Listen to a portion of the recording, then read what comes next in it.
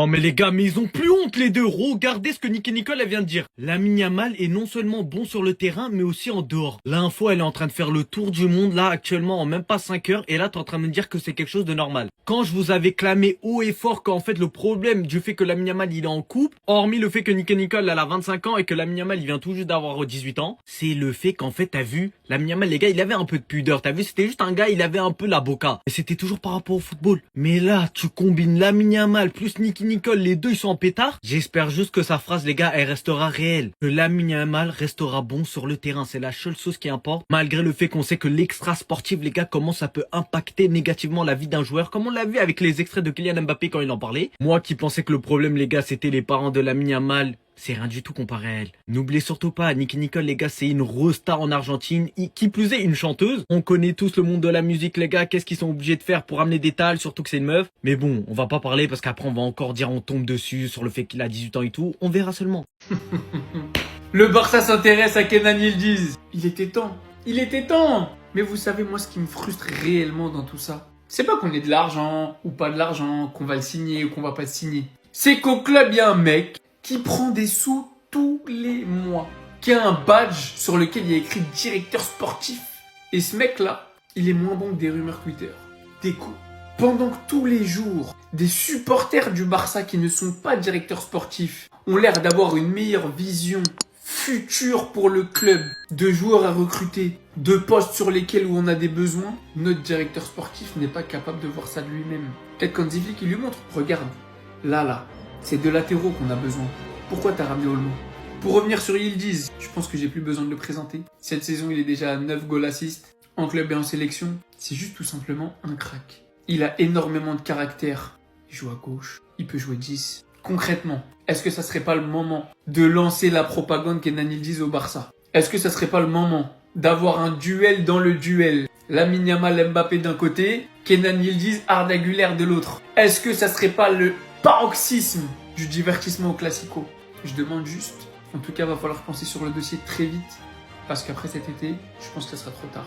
Enfin les amis, on connaît la liste des 25 finalistes pour le Golden Boy. Attachez vos ceintures, on commence par le 25e. Alexander Stankovic du club Bruges, Giovanni Leoni de Liverpool, Rodrigo Moura de Porto, Francesco Esposito de l'Inter, Job Bellingham de Dortmund, Mamadou Sarr de Strasbourg, Archie Gray de Tottenham, Luca Bergwall de Tottenham aussi, Victor Froholt de Porto, Elias Benseguir du Bayer Leverkusen, Nico Orielli de Manchester City, Seni Mayolou du Paris Saint-Germain. Là on commence à rentrer dans les plus connus. Et comment parler de jeunes cracks sans parler d'Esteban Williams de Chelsea. Ensuite, on a Giovanni Quenda du Sporting Club, Joel Atto de Chelsea, Ethan Nwaneri d'Arsenal, Arda Güler du Real Madrid, Warren Zahir Emery du Paris Saint-Germain, lui qui est éteint depuis quelques temps, Lewis Kelly d'Arsenal, Kenan Yildiz qui pour moi est l'un des meilleurs jeunes joueurs actuellement. Et d'ailleurs, pour votre info, on a appris aujourd'hui que le Barça était intéressé par lui. Et l'information nous vient de la Gazzetta. Ensuite, les amis, on a Gene Hussein, le défenseur du Real Madrid. Après vient Désiré Doué, le grand favori. C'est pas moi qui le dis, c'est les médias eux-mêmes qui le disent. En plus de ça, vu qu'il n'a pas gagné le trophée Copa, normalement, il devrait gagner ce trophée-là. Et pour terminer, les amis, on a Pau Cubarsí du FC Barcelone. Dites-moi en commentaire, les amis, quel est votre top 3? Qui, selon vous, mériterait de gagner ce trophée?